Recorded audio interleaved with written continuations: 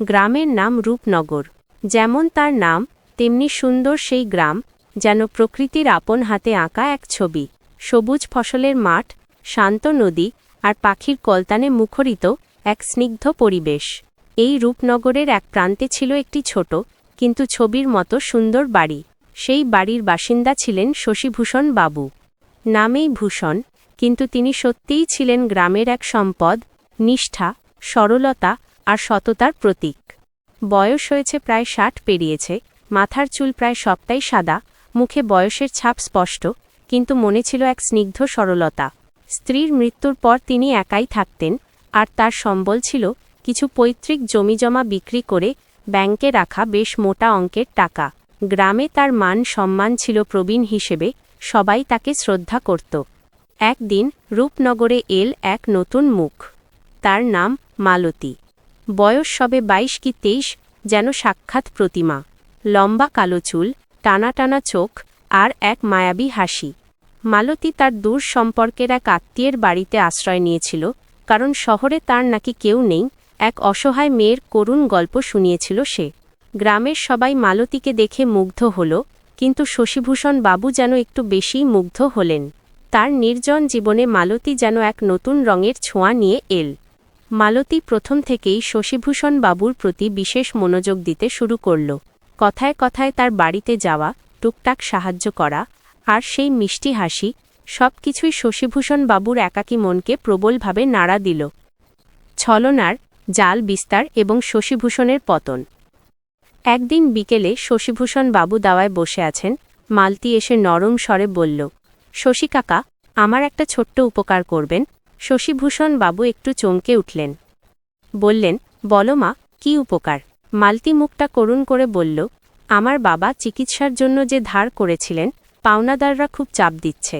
সামান্য কিছু টাকার দরকার। আপনি যদি দয়া করে। শশীভূষণ বাবু দ্বিধা করলেন না। সেই দিনই তিনি মালতীকে মোটা অঙ্কের কিছু টাকা দিলেন। এই ছিল শুরু।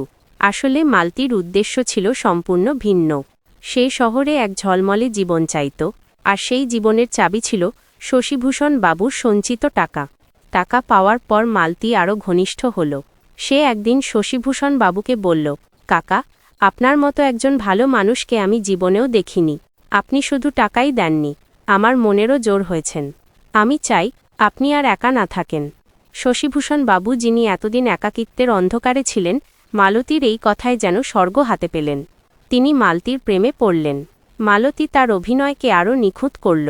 সে শশীভূষণ বাবুকে আশ্বাস দিল, সে তাকে ভালোবাসে, শুধু টাকার জন্য নয়।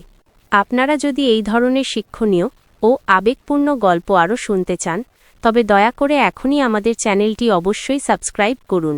আপনাদের সমর্থন আমাদের নতুন নতুন উপাখ্যান লিখতে প্রেরণা যোগায়। এরপর ১ বছর ধরে চলল এই নিষ্ঠুর অভিনয়। মালতী তার বিভিন্ন অজুহাতে শশীভূষণ বাবুর কাছ থেকে ধাপে ধাপে টাকা নিতে থাকল। শশীভূষণ বাবুও ভালোবাসার মোহে অন্ধ হয়ে তার ব্যাংকের সঞ্চয় উজাড় করে দিতে লাগলেন। প্রেমের বাঁধন ছিন্ন, অপমানের চরম পরিণতি। দেখতে দেখতে শশীভূষণ বাবুর ব্যাংকের অ্যাকাউন্ট প্রায় শূন্য হয়ে এল। আর ঠিক তখনই মালতীর রূপ পাল্টাতে শুরু করল। তার মিষ্টি কথায় এলো বিরক্তি, হাসিতে এলো তাচ্ছিল্য। একদিন শশীভূষণ বাবু মালতীকে বললেন, মালতী, তুমি কি আর আগের মতো ভালোবাসো না আমায়? মালতী তীক্ষ্ণ দৃষ্টিতে তার দিকে তাকাল। সে কঠোর গলায় বলল, ভালোবাসা?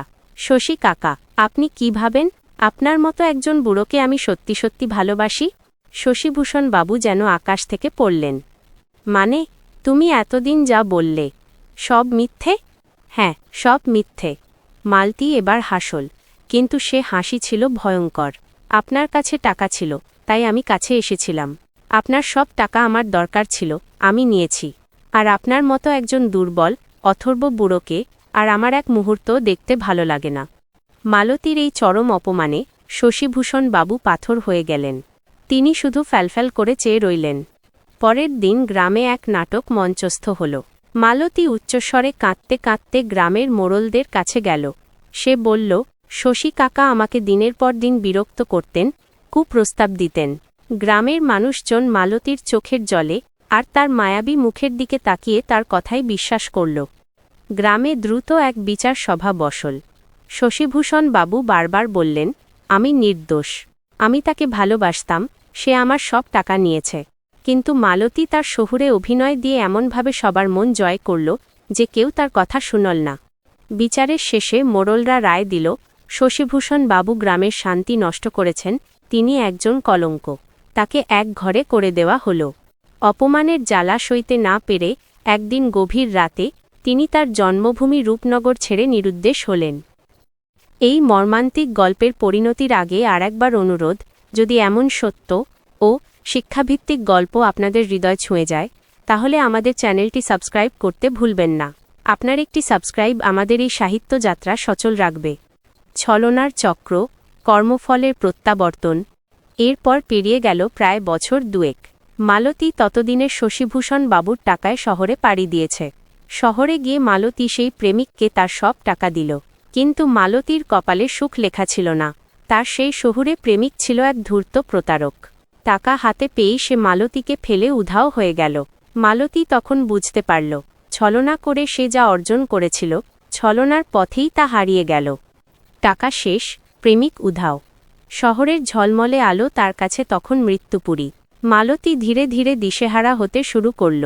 মনস্তাপে আর অনুশোচনায় সে ধীরে ধীরে মানসিক ভারসাম্য হারিয়ে ফেলল। আজ মালতী একজন পাগলি। ছেঁড়া কাপড়, এলোমেলো চুল, রূপনগরের সেই সুন্দরী তরুণী আজ কেবলই এক করুণ ছায়া। সে পথে পথে ঘোরে, বিড়বিড় করে কি যেন বলে। মাঝে মাঝে সে কেঁদে ওঠে, আর সেই কান্নার শব্দে মিশে থাকে শশীভূষণ বাবুর নাম। মানুষের জীবনে ছলনা হয়তো ক্ষণিকের সুখ আনতে পারে, কিন্তু তার শেষ পরিণতি হয় এমনই ভয়াবহ। এই কঠিন জীবনবোধের গল্প যদি আপনার মনকে স্পর্শ করে থাকে, তবে আমাদের চ্যানেলকে সাবস্ক্রাইব করে পাশে থাকুন। আপনাদের উৎসাহে আমরা এমন আরও অনেক গল্প নিয়ে আসতে পারব। এভাবেই শেষ হল ছলনার বাঁধন নামের এক করুণ উপাখ্যান। কেমন লাগলো শুনতে?